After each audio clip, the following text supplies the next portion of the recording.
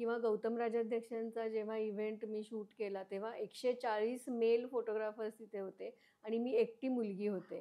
तर तेव्हा थोडीशी दादागिरीच मी म्हणेन त्याला, की एक धक्का दिला जरी खांद्याने तरी आपण जास्त त्या फंदात पडत नाही. नंतर असं व्हायला लागलं, की ब्राईड्स कडनं असे इनपुट्स यायला लागले, की अरे आम्ही केवढे कम्फर्टेबल असतो लेडी फोटोग्राफर असल्यामुळे. चेंजिंग रूममध्ये आपण बिनधास्त जाऊ शकतो. तर तेव्हा असं मी ठरवलं, की आता आपण एवढं छान ह्याच्यामध्ये स्वतःला रुळवलंय, पॅशनेटली आपण काम करतोय, तर केवळ लग्न ठरत नाहीये म्हणून मी हे बंद नाही करू शकत. After certain period art related जे जॉब्स आहेत त्याच्यामध्ये मला असं वाटतं, की जेंडर उरतच नाही. Just you and your art.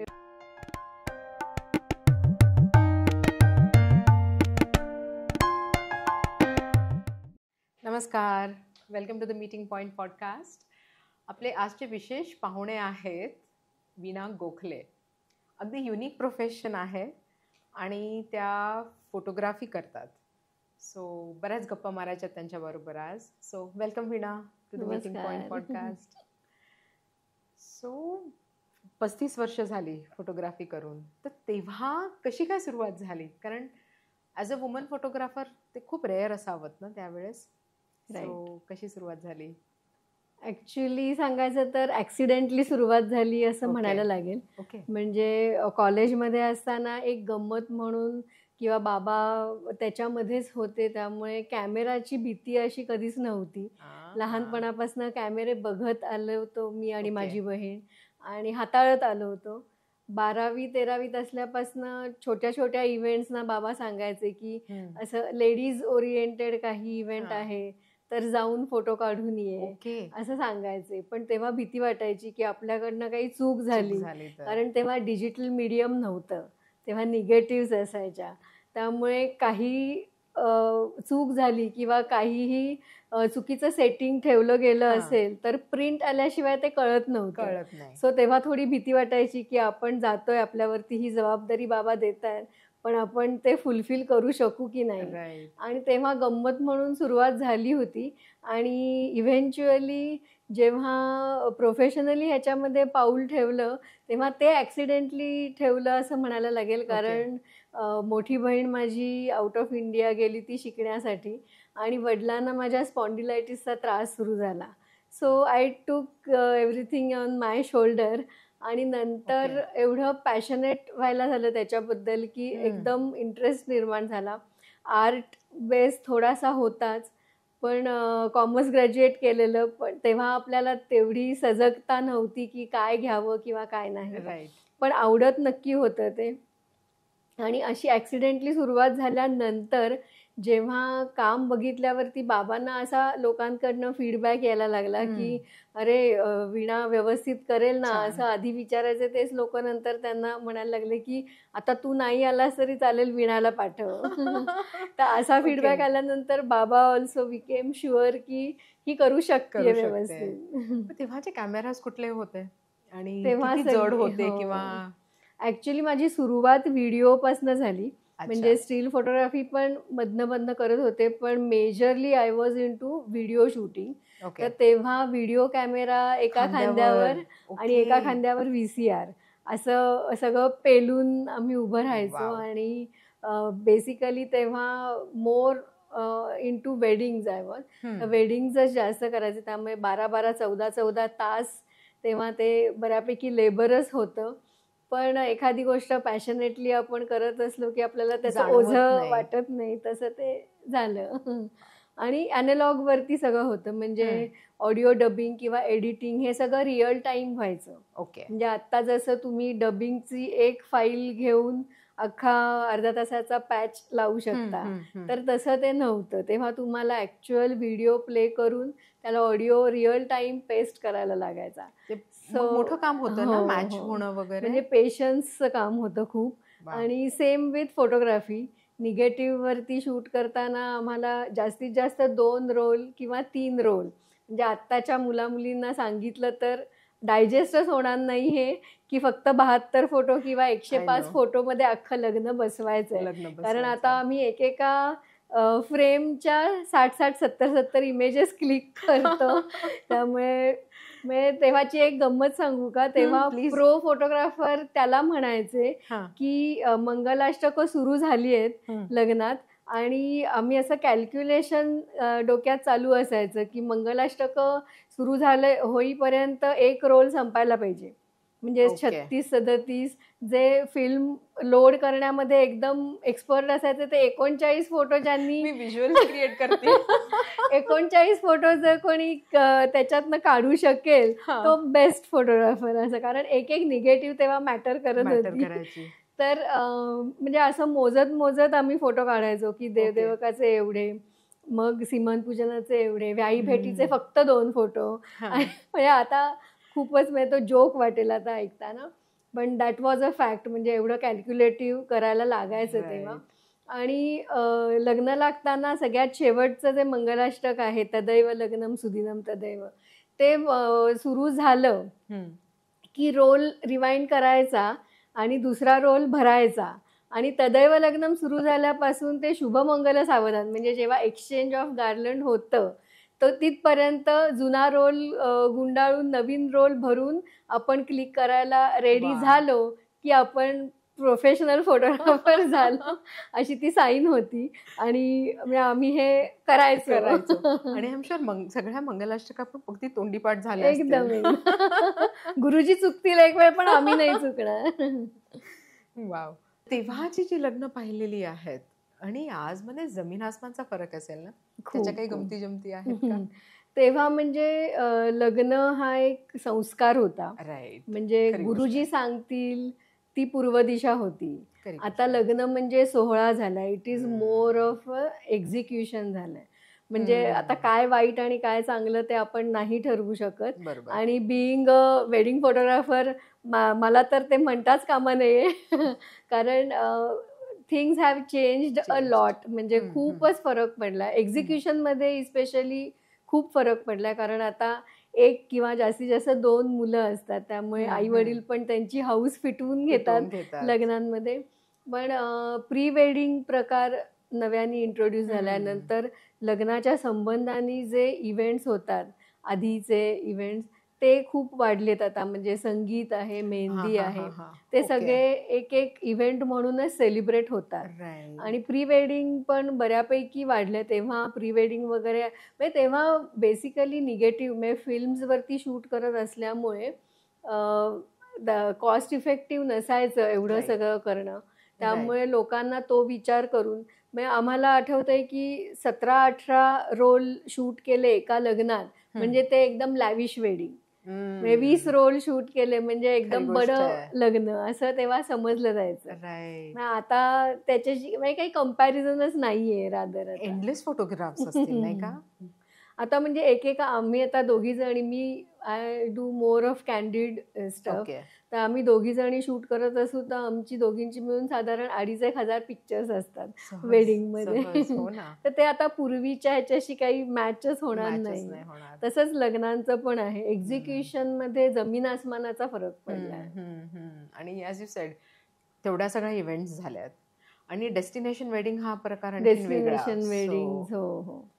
Actually destination वेडिंगचं कसं होतं की फोटोग्राफरसाठी ते खूप टायरसम होतं. कारण प्रत्येक डेस्टिनेशनला म्हणजे आपल्या जवळपासचे व्हेन्यू आहेत तर तुम्ही रेकीसाठी म्हणा किंवा आधी एकदा बघून येण्यासाठी म्हणून जाऊन व्हिजिट करून येऊ शकता व्हेन्यूला. पण डेस्टिनेशन वेडिंगला तुम्हाला व्हेन्यू तेवढा फॅमिलियर नसतो. So lot many surprises are there. म्हणजे तिथे गेल्यानंतर खूप सरप्रायझेस मिळू शकतात. आणि म्हणजे मला असं वाटतं की इकडच्या टीमपेक्षा साधारण 2-3 टीम मेंबर्स तरी डेस्टिनेशन वेडिंगला जास्त घेऊन जायला लागतात. कारण खरं सांगायचं तर डेस्टिनेशन वेडिंग हे यजमानांसाठी म्हणजे ज्यांचं वेडिंग आहे त्यांच्यासाठी आणि फोटोग्राफरसाठी खूप दमछाक करणारं असतं. कारण एक तर व्हेन्यूज सगळे मोठे असतात आणि माहितीचे नसतात. सो थोडंसं ते थकायला होतं. पण काही वेळेला लोकेशनची मजा असते, त्यामुळे लोकेशनचा पुरेपूर वापर पण करून घेता येतो. ते पण आहे. ओके. आणि आय थिंक पूर्वी मला वाटतं 1 किंवा 2 फोटोग्राफर्स मध्ये काम होत असे. आता भली मोठी टीम लागते. बरोबर. करायला. आता सिनेमॅटिक व्हिडिओ म्हणून एक प्रकार इंट्रोड्यूस झालाय की हिंदी मूवी सॉंग्स जे आहेत किंवा त्या कपलच्या आवडीची मूवी सॉंग्स आणि त्याच्यावरती सेट होणारे सगळे शॉर्ट्स असं थोडंसं स्क्रिप्टेड ज्याला आपण म्हणू शकतो असं शूट होतं. मग कॅन्डिडसाठी 2-3 फोटोग्राफर, ट्रॅडिशनलसाठी 2 फोटोग्राफर, असा एकूण 7-8 जणांचा तामझाम असा आता असतो. म्हणजे माझ्या आठवणीत मी 500-500, 600-600 क्राऊड असलेलं लग्न, वेडिंग आणि ट्रॅडिशनल दोन्ही एकटी करायचे. आता मला पण ते डायजेस्ट होणार नाही. आता अगदी साधा 50-60 माणसांचा इव्हेंट असला तरी असं वाटतं की 2 फोटोग्राफर्स तरी पाहिजे. वाव, भरपूर चेंजेस आले. खूप चेंजेस आले. ट्रान्झिशन आहे. आणि आय गेस त्याप्रमाणे डिमांड्स पण वाढले असतील लोकांच्या. बरोबर. क्लायंट्स बरोबर म्हणजे समजवायला, त्यांना सांगायला वगैरे. अगदी म्हणजे सॅम्पल्सच ठेवून द्यायला लागतात की कसं काय असणार आहे. किंवा थोडंसं असं आहे की कधी कधी त्यांना काही गोष्टी समजावून पण सांगायला लागतात की कपलच्या डोक्यामध्ये काहीतरी एक फिक्स झालेलं असतं. आई वडिलांना त्याची कल्पना नसते. मग त्या सगळ्यांना एकत्र बसवून त्याची सगळ्याची कल्पना द्यायला लागते की सध्या काय चालू आहे आणि तुम्ही काय एक्सटेंड पर्यंत जावं. असं दोन्ही आहे त्याच्यात. एक नंतर आता हा विचार येतो की पूर्वी अगदी साधे कॅमेरे असायचे, राईट? आता तेवढेच अगदी आणखीन व्हरायटीज आणि भरपूर कॉम्प्लेक्स सिस्टम झालेले आहेत ना कॅमेराजमध्ये. बरोबर. Mirrorless. I think single lens पासून सुरू झालेत, मग DSLR आले वगैरे वगैरे. तर तो ट्रान्झिशन कसा काय एक्सपिरियन्स होता, म्हणजे त्या कॅमेराज पासून ह्या कॅमेरा? अॅनालॉग वरनं डिजिटलवर येताना खूप त्रास झाला. म्हणजे माझ्यापेक्षाही जे सिनियर फोटोग्राफर्स होते ज्यांनी खूप स्टुडिओ वर्क आणि म्हणजे मोठ्या फॉर्मॅटवरती 120च्या फॉर्मॅटवर वगैरे काम केलेलं होतं, ते कितीतरी जण फ्रस्ट्रेशन मध्ये पण गेले की आपल्याला हे नाही झेपणार असं. तर ते म्हणजे मला सुद्धा खूप त्रास झाला अॅनालॉगवरनं डिजिटलवरती स्विच व्हायला. कारण बेसिकली रिझल्ट जोपर्यंत मिळत नाही आहे चांगला, किंवा हायलाईट आणि शॅडोजमधले डिटेल्स म्हणा किंवा ती टोनॅलिटी म्हणा, ते सगळं प्रिंटमध्ये जोपर्यंत मिळत नाही तोपर्यंत समाधान होत नव्हतं. म्हणजे मला मध्यंतरीच्या त्या पिरियडमध्ये असंही आठवतंय की मी अर्ध लग्न डिजिटलवरती करायचे आणि अर्ध लग्न निगेटिव्हवरती करायचे. So we use to compare की काय फ्लॉज आहेत आणि काय चांगलं आहे. शेवटी काय आहे की तुम्ही शूट करताय ते तुम्हाला लगेच बघायला मिळतंय. करेक्ट. हा एक ॲडव्हान्टेज पण आहे आणि डिसॲडव्हान्टेज पण आहे की तुम्ही ती फ्रेम बघण्यात गुंता आणि मग पुढचे 5 शॉट्स तुमचे निघून जातात, मिस होतात, असं पण होतं. पण म्हणजे तेच आहे की काही ॲडव्हान्टेजेस आहेत आणि काही डिसॲडव्हान्टेजेस आहेत त्याच्यामध्ये. पण ते ट्रान्झिशन वॉज व्हेरी डिफिकल्ट. म्हणजे पूर्ण समाधानकारक रिझल्ट मिळेपर्यंत डोक्यात द्वंद्व चालू होतं काही ना काहीतरी. आणि as a woman photographer, what are challenges have you faced?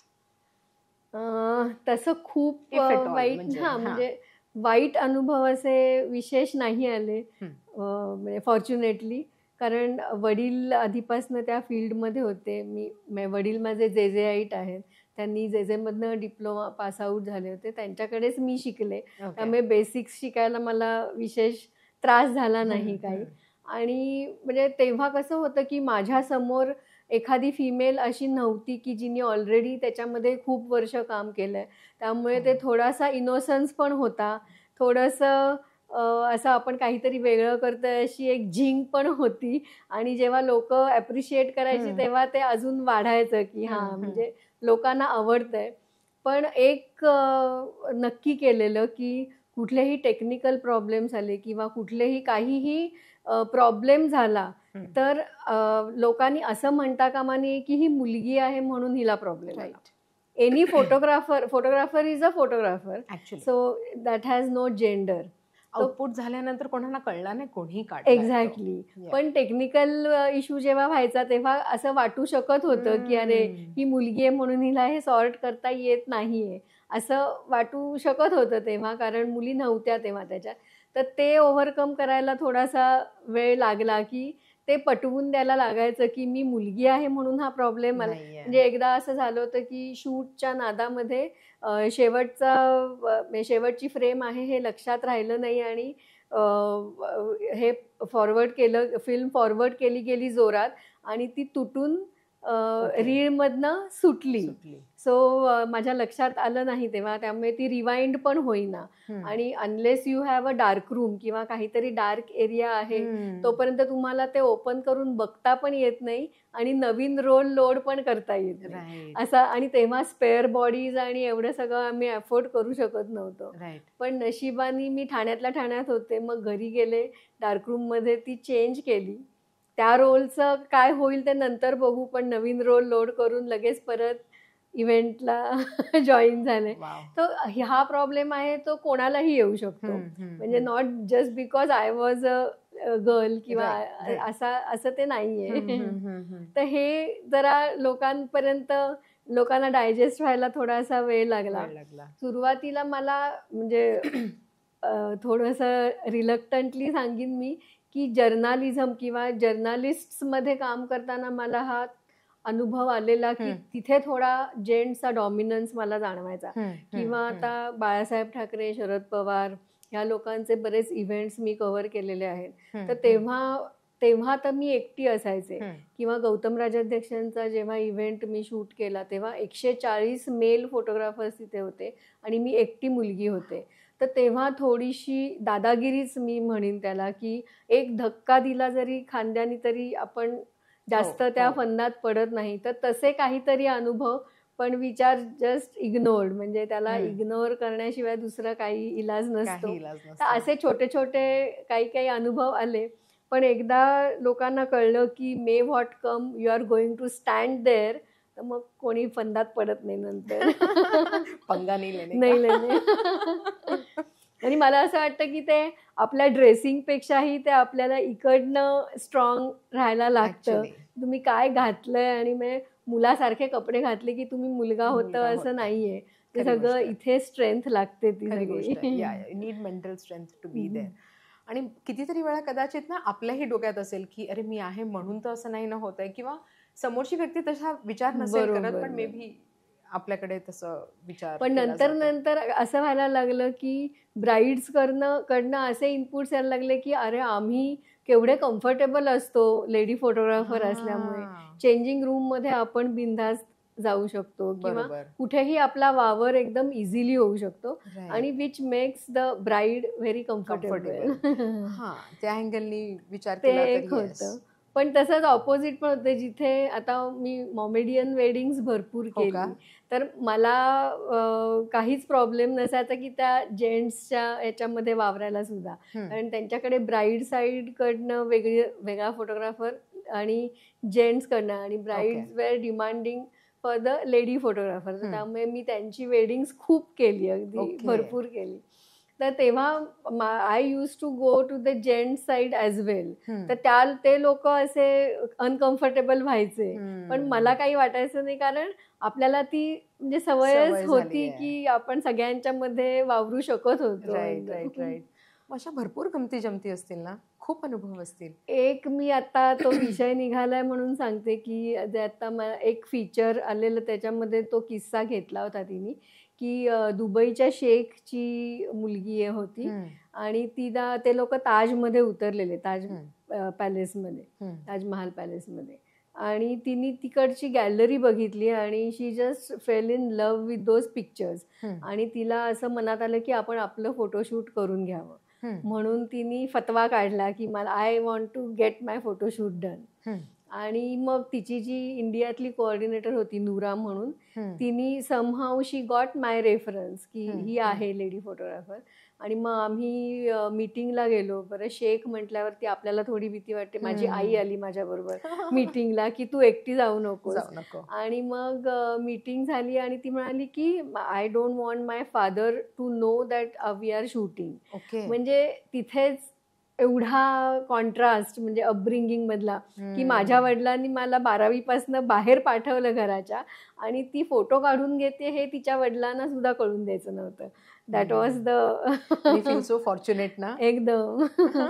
आणि मग ते फोटोशूट एवढ्या प्रेशरमध्ये झालं की तिचे बाबा, म्हणजे तो शेख जो होता, तो मीटिंगला गेलेला असताना आम्ही फोटोशूट केलेलं. And she had made it sure की एवढ्या ते एवढ्या वाजेपर्यंत ते येणार नाहीत मीटिंग संपवून.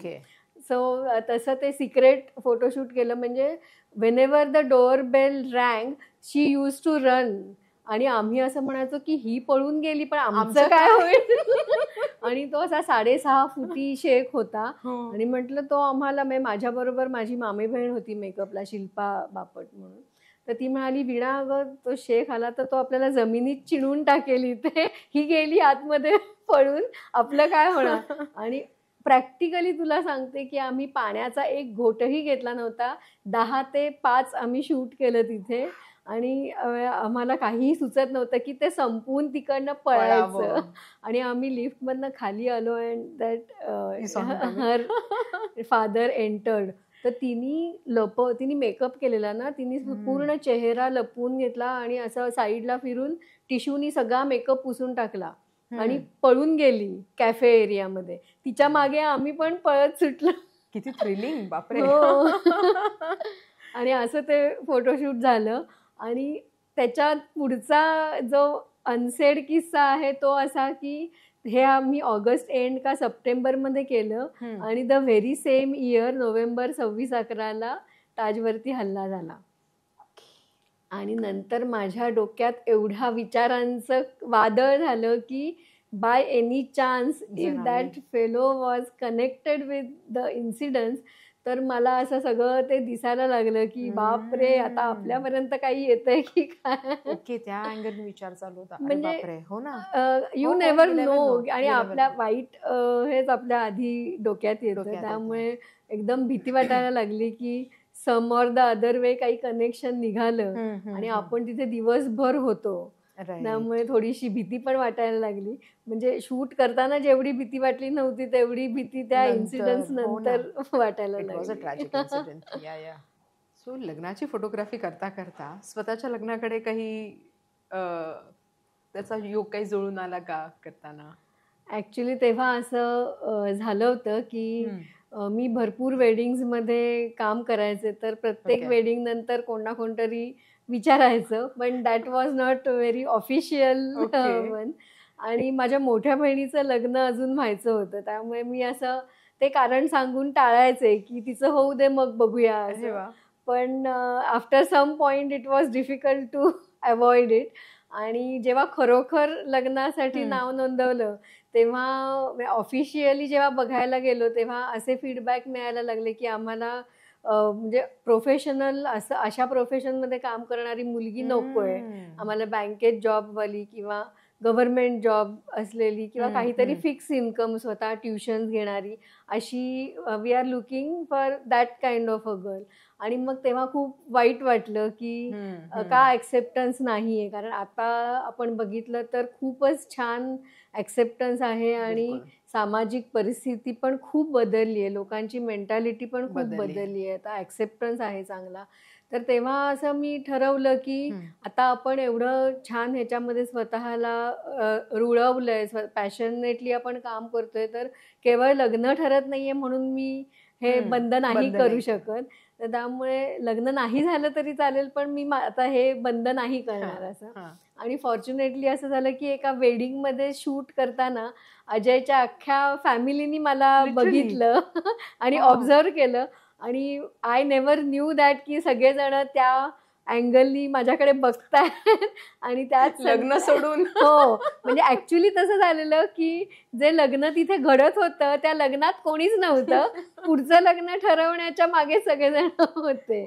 आणि त्याच रात्री बाबांना प्रपोजल घेऊन आले. आणि म्हणजे इन स्पाइट ऑफ नोईंग की हिचे वर्किंग आवर्स खूप ऑड आहेत आणि पूर्णपणे प्रोफेशनल काम आहे, आणि तरी सुद्धा ज्या अर्थी विचारलं त्या अर्थी ह्याचा ॲक्सेप्टन्स आहे, हे सरळ आहे. त्यामुळे आय वॉज हॅपी की मला माझं काम चालू ठेवून मला जोडीदार मिळतोय, त्यामुळे काही हरडलच नव्हतं. आणि मी अगदी प्राऊडली सांगीन की मी असं नेहमी सांगते की माझ्या सासूबाई आता त्या नाही आहेत, पण I use to call her next generation woman म्हणायचे मी त्यांना, कारण खूपच पुढचं बघायच्या त्या. आणि म्हणजे तेव्हा 30 वर्षांपूर्वी बघायला गेलं तर मी असं म्हणायचं की गोखले आडनावाला कलंक आहे असं थिंकिंग होतं. म्हणजे तेव्हा खूप टिपिकल थिंकिंग असायचं लोकांचं. तर अतिशय सासू सासरे एकदम ब्रॉड माइंडेड होते आणि त्यांना कधीच प्रॉब्लेम नव्हता माझं तासनच्या तास घराबाहेर राहणं किंवा मुलगा झाल्यानंतरही त्याचं संगोपन. म्हणजे आम्ही त्यांना सांगायचो की आपण डे केअरमध्ये निदान तेवढे आवर्स तरी तुम्ही फ्री राहाल. तर त्या कधीही तयार झाल्या नाहीत. त्या म्हणाल्या की जोपर्यंत मी त्याला वाढवू शकते तोपर्यंत त्याला डे केअरमध्ये ठेवायचं नाही. तू कधीही जा, कधीही ये, तो माझ्या बरोबर राहील. असं म्हणून त्यांनी पूर्ण त्याचं अपब्रिंगिंगची जबाबदारी घेतली होती. आणि तो सपोर्ट मस्ट आहे या फील्डमध्ये. आणि अशा जिथे आवर्सना लिमिट नसतं किंवा शेड्यूल रुटीन मधलं नसतं अशा वेळेला तर हे सपोर्ट म्हणजे माझे आई बाबा आणि सासू सासरे that was a biggest support system. म्हणजे आम्ही आउट ऑफ मुंबई शूटला गेलो की माझे आई बाबा येऊन राहायचे इकडे आदिशकडे बघायला किंवा म्हणजे ते त्यांचं चौघांचं एवढं ट्युनिंग फर्स्ट क्लास होतं की ते थांबायचे. म्हणजे 2-3 महिन्यात आम्ही गेलो नाही तर माझे बाबा विचारायचे की आता एवढ्यात बाहेर कुठे शूट नाहीये का. इतकी त्यांना पण सवय झाली होती की ते एन्जॉय करायचे. आणि लग्न जेव्हा तुमचं लग्न लागत होतं तेव्हा very focused on your marriage की फोटोग्राफर कुठल्या अँगलनी फोटो काढतोय वगैरे चालू होता. म्हणजे आम्हाला असं तेव्हा सगळ्यांनी सांगितलेलं की यांना झापडं लावा आणि हात बांधून ठेवा नाही तर हे 100 वेळा इन्स्ट्रक्शन्स देत राहतील सगळ्यांना. अरे फोकस वाढव, किती कमी फोकस आहे काय काय ते पण खूप ऑब्वियस आहे ना ते. आणि ऍक्च्युली मी लग्नानंतर मुलगा झाल्यानंतर 6 महिन्यांनीच मला सासूबाईंनी आईने सांगितलं की आता बाहेर पड म्हणून. तो मोठा होईल आणि मग बाहेर पडूया. कारण तेव्हा आपल्याला कळत नसतं की आता what is the right time to restart the work असं. पण त्यांनी सांगितलं की आता सुरुवात कर. म्हणजे that was a time when I needed her support the most. पण तेव्हा त्यांनी मला सांगितलं की दिस इज द टाइम. मोठा होईल असं वाट बघत बसलीस तर तू घरातच बसशील असं अशा शब्दात त्यांनी मला सांगितलं.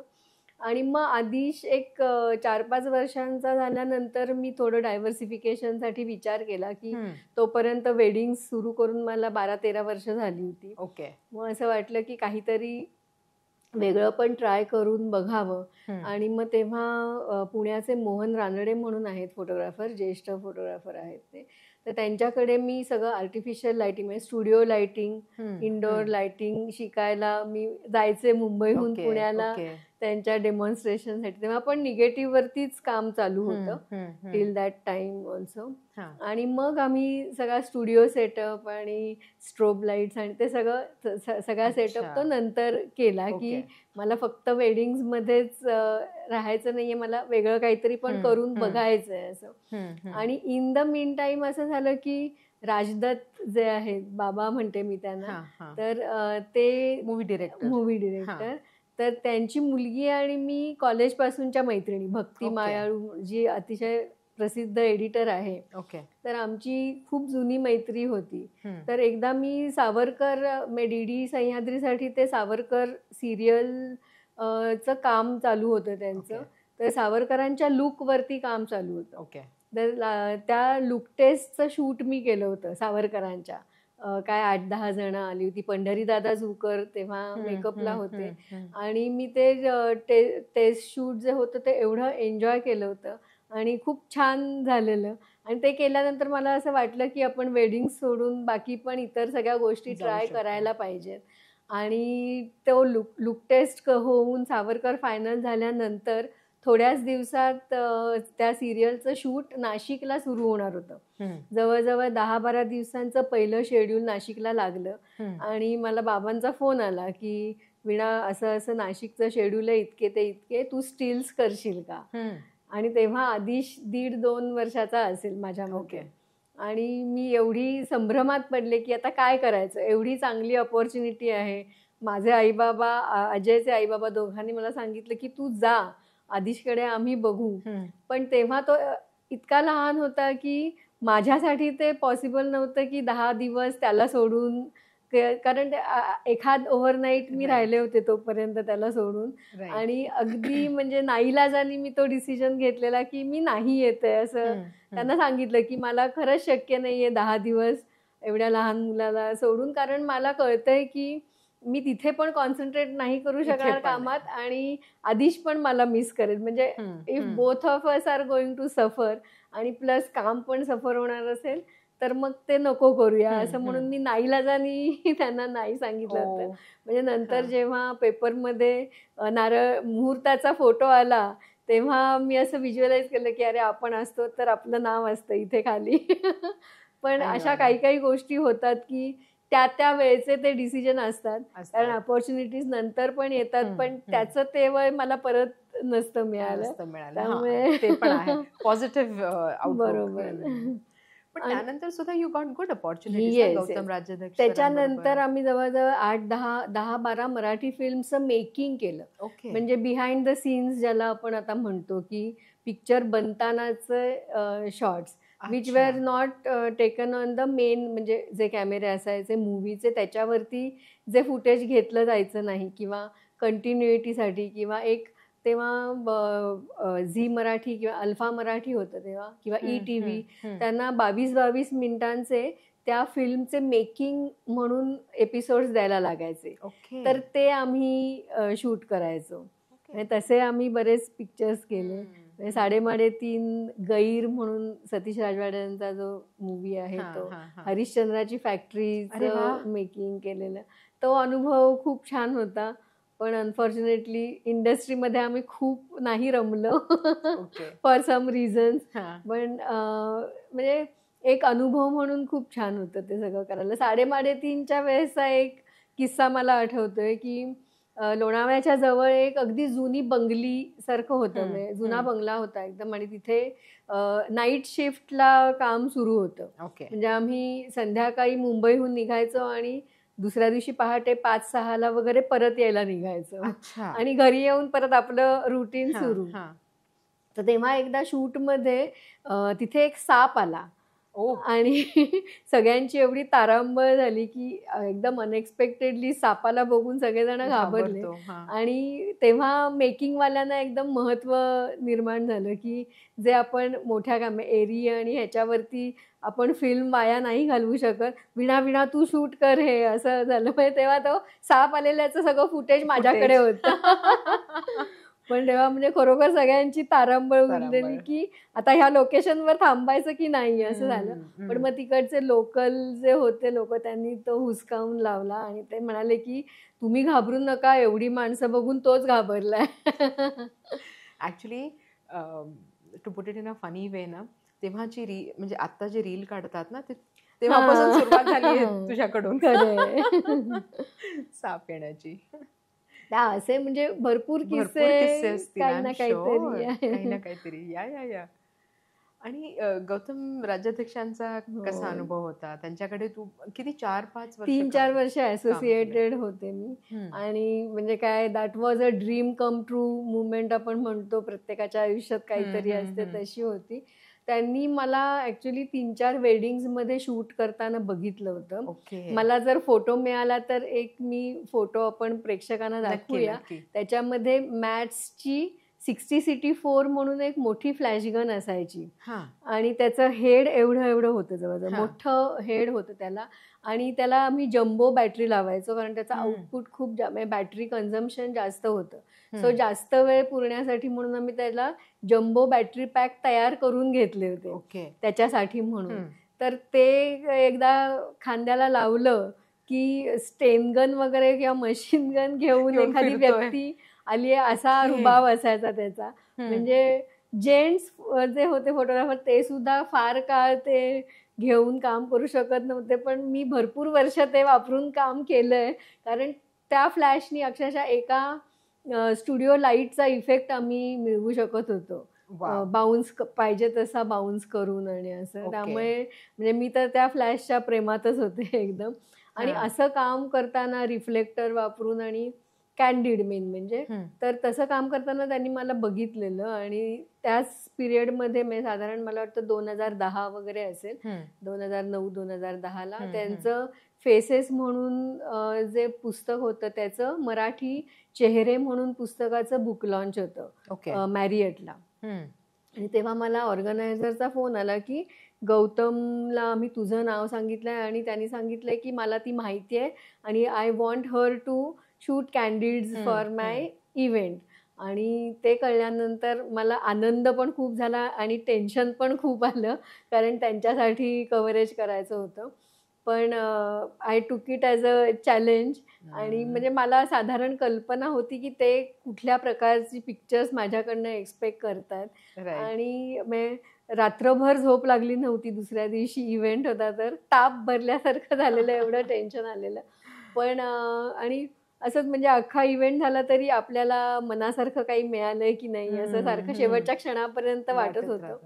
पण जेव्हा अल्बम घेऊन त्यांच्या घरी गेले तेव्हा ही वॉज सो हॅपी. त्यांनी असा मागणं पूर्ण 2-2दा अल्बम बघितला आणि त्यांनी ते चेहरे पुस्तक मला त्यांच्या हस्ताक्षरात त्याच्यावरती कॉम्प्लिमेंट लिहून मला गिफ्ट केलेलं. मला एक चांदीचा दिवा त्यांनी दिलेला.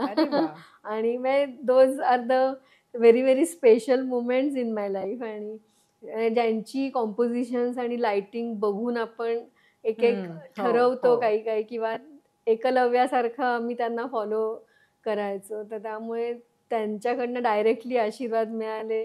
So I was blessed. आणि नंतर त्यांनी म्हणजे आम्ही एक एक्झिबिशन केलं होतं मोहन रानडे आणि मी, आमच्या दोघांचं.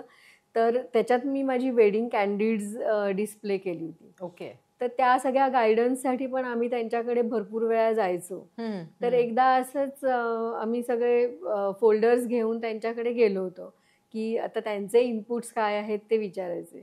तर एकदा असं लॅपटॉप उघडून मी फोल्डर ओपन केला आणि एका थंबनेलवरती डबल क्लिक करून तो मोठा करण्यासाठी मी डबल क्लिक केली. तर मला म्हणाले थांब थांब थांब, फुल स्क्रीन करू नको.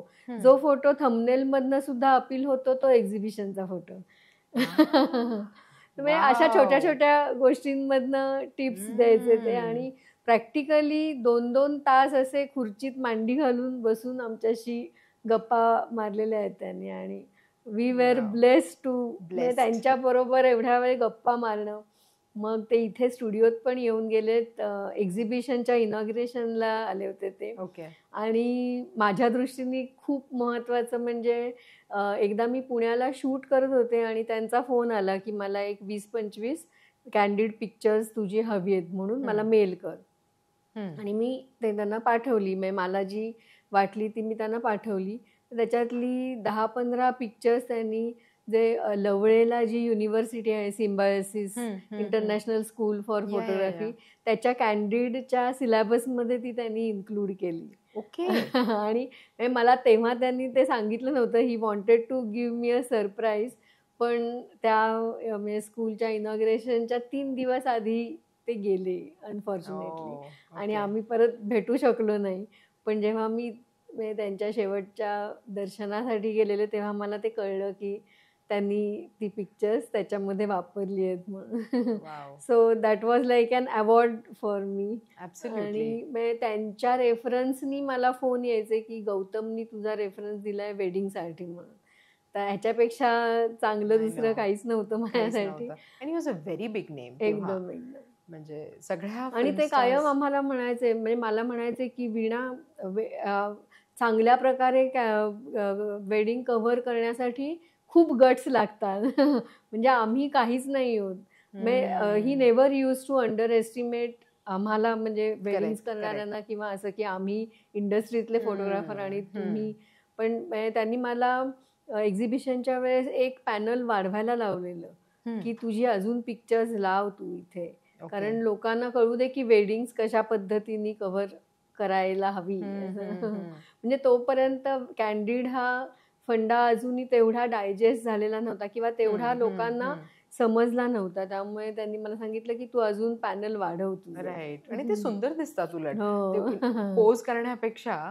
ते उलट कॅन्डिड आणि कन्सेप्च्युअल परत त्याच्यामध्ये असेल तर अजून बघायला मजा येते. सो गौतमजींबरोबरचं असोसिएशन एक म्हणजे माइलस्टोन आहे आयुष्यातला.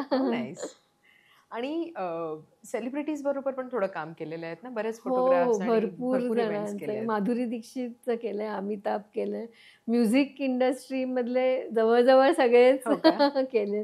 शिवजी में शिवकुमार शर्मा, हरिप्रसाद चौरसिया, ओके. सगळ्या अरे खूप वा. जणांचं करायचं म्हणजे हे भाग्य हम्म, लाभलंय. भाग्य लाभलंय. अर्थात इथे पार्ल्यातले जे इव्हेंटवाले आहेत, मंदार कर्णिक, विनीत गोरे म्हणून आहे, प्रसाद महाडकर, ज्यांनी मला गौतमजींकडे इंट्रोड्यूस ओके. केलं, ते सगळेजण म्हणजे एवढा विश्वास माझ्यावरती त्यांनी ठेवला, हे माझं भाग्य आहे. Absolutely.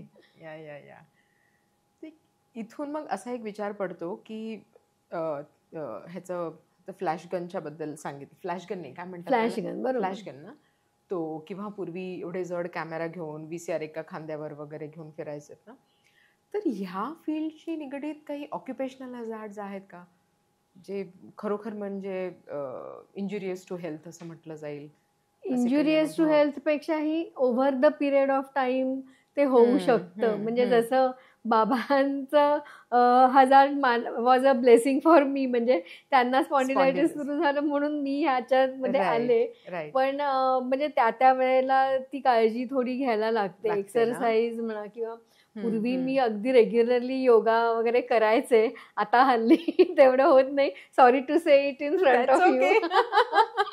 पण म्हणजे ते आहेच, म्हणजे मानेचे विकार आणि कंबर आणि पाय, म्हणजे उभं राहणं. म्हणजे एकदा नाशिकला एका म्हणजे महिला दिनानिमित्त एका मला नाशिक फोटोग्राफर असोसिएशन कडनं बोलावलेलं आणि छोटंसं प्रेझेंटेशन होतं.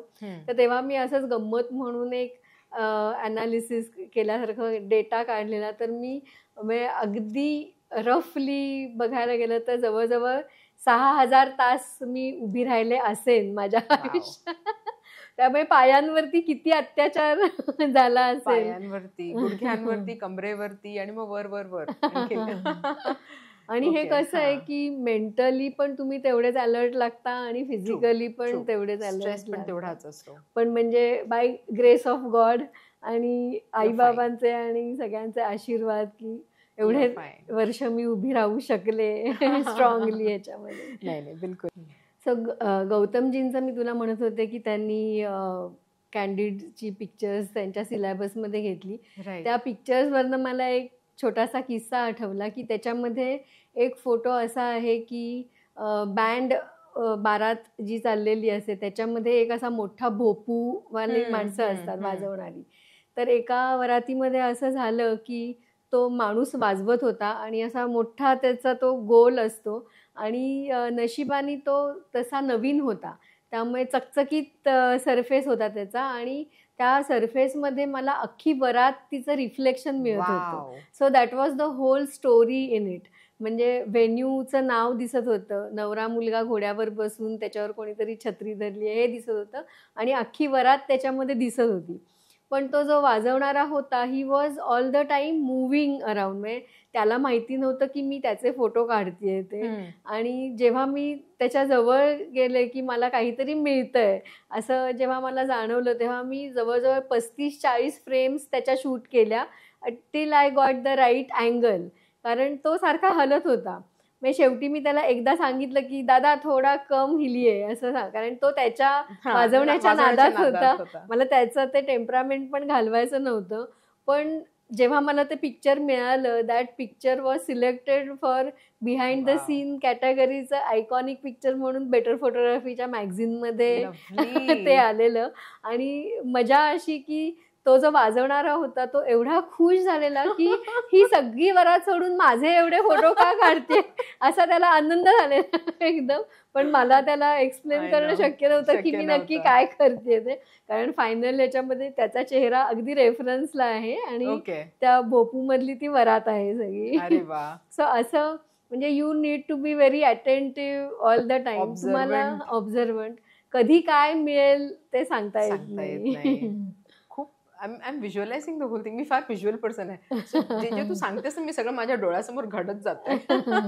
आणि एखादा असा काही किस्सा जो म्हणजे you were a little hesitant, संकोच होता करण्यामागे, पण त्याचा आउटपुट मग खूप छान झालं होतं, असं काही आहे का?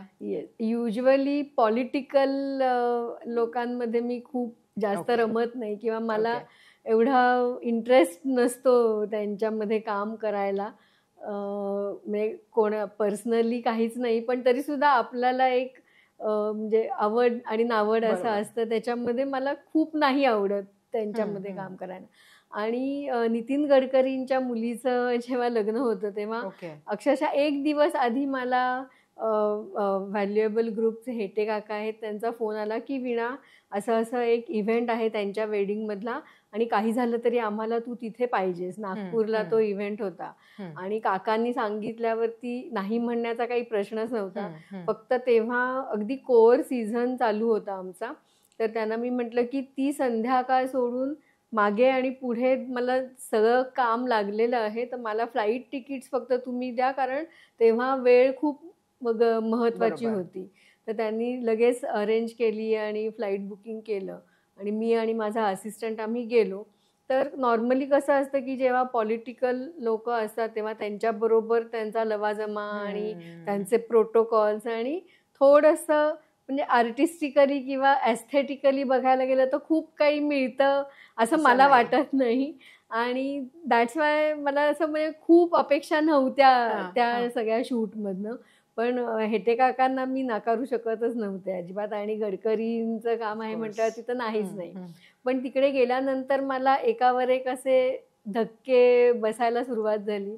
त्यांच्या मुलीला मी रिक्वेस्ट केली, मी मुलाच्या साईडनी शूटला गेले होते आदित्यच्या, तर त्याला मी म्हटलं की अरे एवढं छान डेकोरेशन आहे सगळं, तर तू तिला रिक्वेस्ट करशील का थोडी आधी आली तर आपण थोडंसं आधी शूट करूया. तर ती within no time she agreed to come आणि ती आली तिथे 1-1.5 तास आधी. आम्ही फोटोशूट केलं, ती परत गेली आणि मग फॅमिलीबरोबर त्यांनी प्रॉपर एंट्री घेतली. सो तेव्हाच मला एकदम त्या फॅमिलीबद्दल एक रिस्पेक्ट आणि एक सॉफ्ट कॉर्नर तयार झाला. आणि जेव्हा ते आले तेव्हा पूर्ण आपण ऑब्झर्व करत असतो त्या लोकांना, तर he was so much into his family आणि अतिशय फॅमिली ओरिएंटेड माणूस वाटला तो मला एकदम. आणि खूपच म्हणजे ऑब्झर्व करत असताना असं जाणवलं की he has everything to do with his family. आणि मग खूप आपण विचार करत राहतो की काय वेगळं देता येईल, काय वेगळं देता येईल. तर असं देवानी एक इंट्युशन दिल्यासारखं मला एकदम असं स्ट्राईक झालं की आपण ह्यांचं फॅमिली पोर्ट्रेट करावं. ह्यांना एवढं फॅमिलीबद्दल he is so cosy about it. आणि मी पटापट अरेंजमेंट केली. मला बाय दॅट टाईम मला त्यांचे फॅमिली मेंबर्स कळलेले. तो साधारण हे कसं असेल म्हणजे फ्रेम कशी लागणार आहे हे व्हिज्युअलाइज करून मी सिटिंग अरेंजमेंट एक रफ करून ठेवली आणि काकांना सांगितलं. तर काका म्हणाले की तूच जाऊन सांग.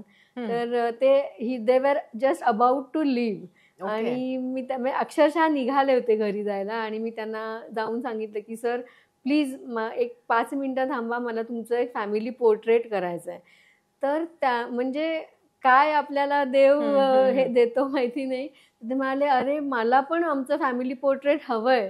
म्हणे गेले कित्येक वर्ष मी माझ्या मुलाच्या मागे आहे की अरे आपलं एक फॅमिली पोर्ट्रेट करूया, पण अजून त्याचा योग येत नव्हता. अरे वा. ताबडतोब त्यांनी सगळ्यांना बोलवलं फॅमिली पोर्ट्रेटसाठी. म्हणजे अगदी छोट्या नातींपासून ते मोठ्या लोकांपर्यंत आणि असं जवळजवळ 11-12 लोकांचं ते फॅमिली पोर्ट्रेट शूट केलं. ही वॉज सो हॅपी की आपलं फॅमिली पोर्ट्रेट झालं. आणि मग इथे मुंबईत परत आल्यानंतर आम्ही त्याचं प्रॉपर फॉर्मल पोर्ट्रेट त्याचं केलं आणि ते पोर्ट्रेट घेऊन एक माणूस फ्लाईटनी नागपूरला गेला त्यांना ते पोचवायला. द पॉइंट वॉज त्यांचं रिसेप्शन होतं नंतर, तर तेव्हा त्यांना ते हँडओव्हर करायचं होतं. आणि हेटे काकांचा मला तिकडनं फोन रिसेप्शनच्या व्हेन्यूवरनं फोन आला, वीणा आपलं पोर्ट्रेट एकदम हिट झालंय, साहेबांना खूप आवडलं. अरे वा. तर ती एक मजा होती की गेल्याचं काहीतरी समाधान किंवा आपण तिथे का आहोत ह्याचं काहीतरी उत्तर आपल्याला मिळाल्याशिवाय चैन पडत नाही. आणि आपण जर प्रयत्न केले तर देव आपल्याला काही ना काहीतरी क्लू हिंट देत असतो. खरी गोष्ट आहे. आणि आता होपफुली आपल्या जेव्हा एपिसोड बघतील तेव्हा लोकांना किंवा स्पेशली मुलींना किंवा बायकांना क्युरिओसिटी वाटायला हवी की what can they do in this field, so can they take this up as a career, किंवा ह्याच्या अपॉर्च्युनिटीज काय आहेत वगैरे, त्याच्यावर थोडंसं काही सांगता येईल का? हो हो, करिअर म्हणून तर अगदीच घेऊ शकतात. आणि आता तर मी मगाशी म्हटल्याप्रमाणे की समाज व्यवस्था आणि ॲक्सेप्टन्स सगळ्याच गोष्टींसाठी, नॉट जस्ट धिस फील्ड पण सगळ्याच फील्ड्समध्ये एवढं ओपन झालं आहे सगळं. आणि म्हणजे मुलींना तर खूपच वेलकमिंग सगळ्यांचं जेस्चर आहे, अगदीच हरकत नाही आहे. फक्त म्हणजे मी मगाशी म्हटलं तसं की थोडंसं फिजिकल आणि मेंटल दोन्हीही स्ट्रेनर्स जॉब आहे हा. त्यामुळे कुठल्या कॅटेगरीमध्ये काम करायचं हे ज्यांनी त्यांनी आपल्याला जे झेपेल त्याप्रमाणे करायचं. आणि हल्ली फक्त मला एकच असं जाणवतं की आमच्या वेळेस सोशल मीडिया नव्हता. We were very much focused about what we want to do. म्हणजे आपल्याला काय नक्की करायचं ह्याच्यावरचा फोकस शिफ्ट होऊ शकत नव्हता. पण आता सोशल मीडियामुळे तुम्हाला स्वतःला प्रूव्ह करण्यासाठी आधी तिथे रिझल्ट्स दाखवायला लागतात, which is a very bad unfortunate thing आहे ती. पण मी असं सजेस्ट करेन की पहिली 10-15 वर्ष काहीच कुठे डायव्हर्स न होता totally focus on your job. आपण स्वतः एक व्यक्ती म्हणून दिवसेंदिवस कसे ग्रो होऊ, कारण after certain period art related जे जॉब्स आहेत त्याच्यामध्ये मला असं वाटतं की जेंडर उरतच नाही, just you and your art एवढंच उरतं. त्यामुळे ॲज अ ह्युमन बिईंग तुम्ही कसे ग्रो होता, तुम्ही स्वतःला कसं बेटर करता.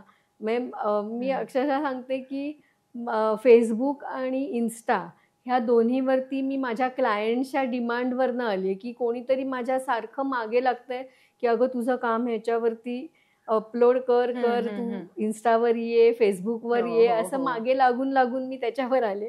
तोपर्यंत मला काही घेणं देणंच नव्हतं ह्या सगळ्या. तर ह्या मुलांना आता ते एक ॲडिशनल बर्डन झालंय की आपलं काम आपण बघायचं का आपलं प्रमोशन आपण बघायचं.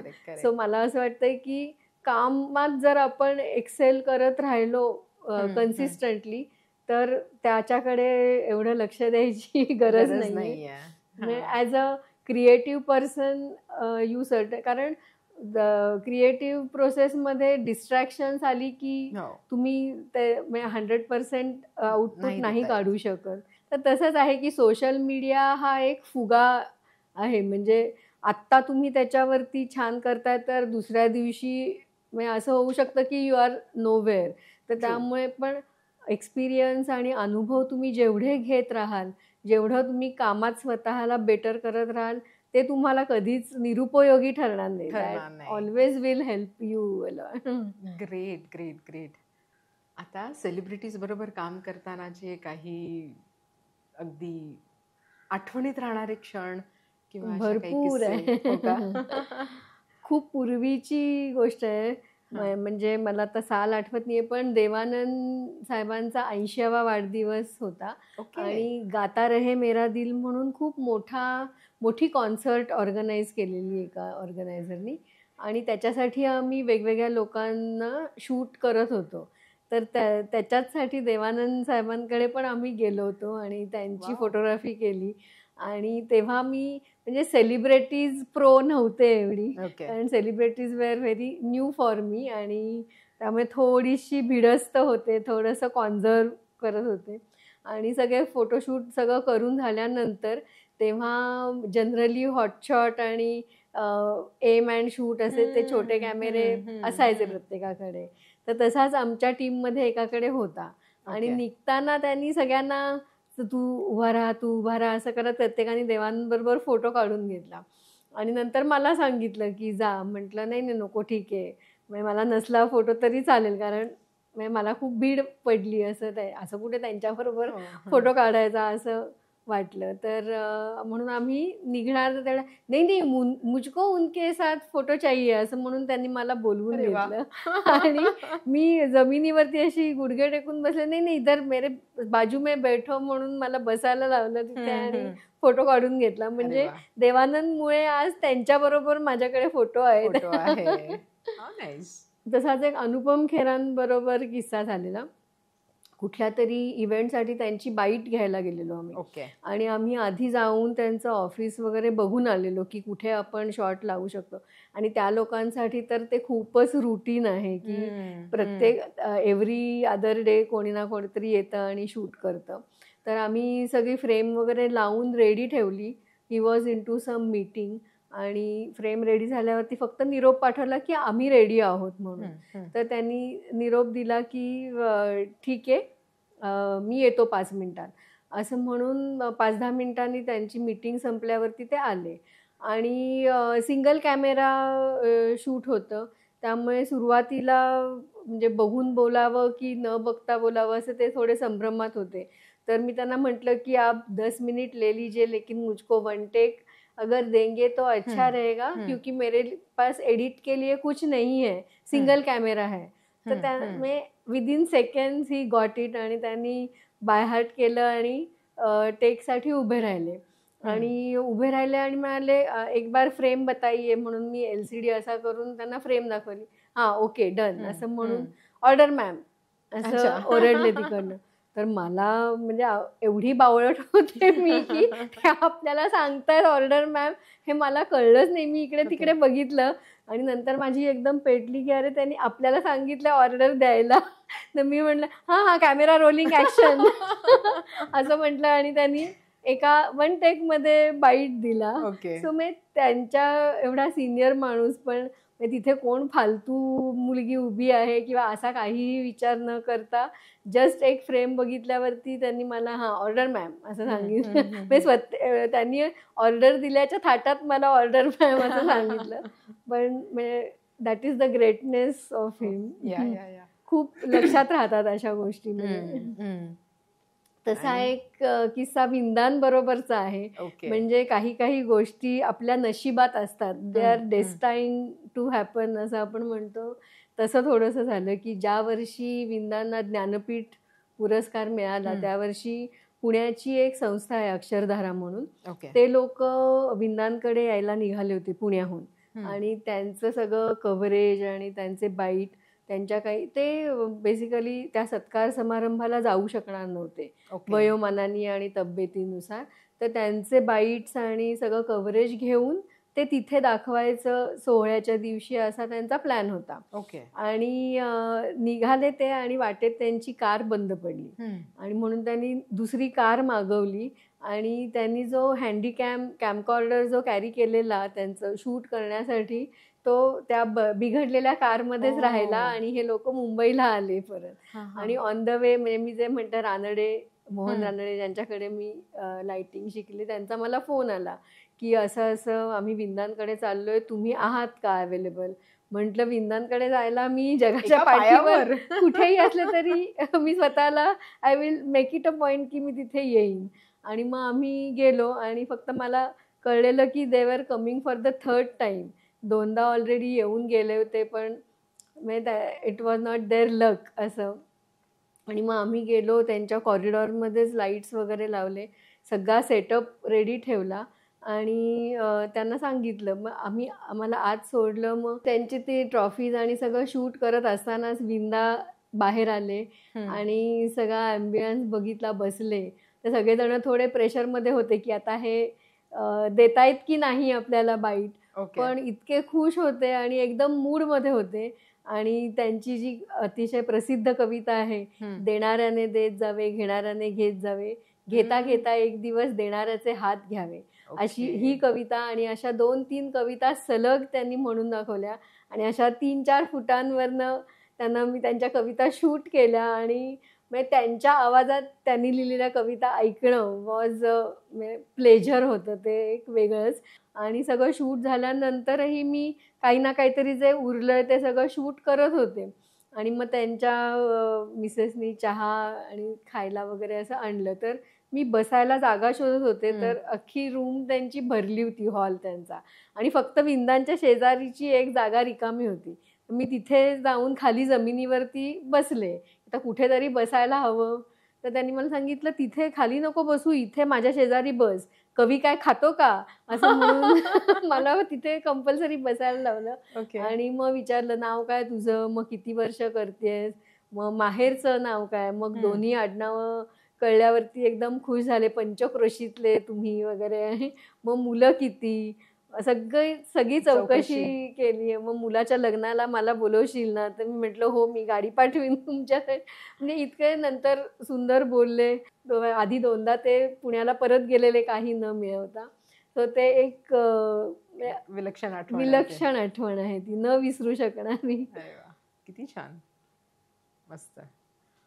On that note, thank you so much for taking time. खूप मजा आली, खूप मजा. मला पण खूप मजा आली. माझ्याच भूतकाळात मला एक जे बऱ्याच वर्षात झालं नव्हतं. मला सुद्धा माझ्या पूर्वीच्या फोटोग्राफीची आठवण आली. So I know.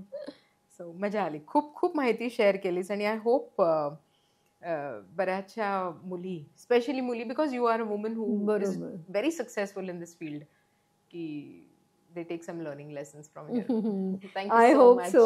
Yeah. Thank you.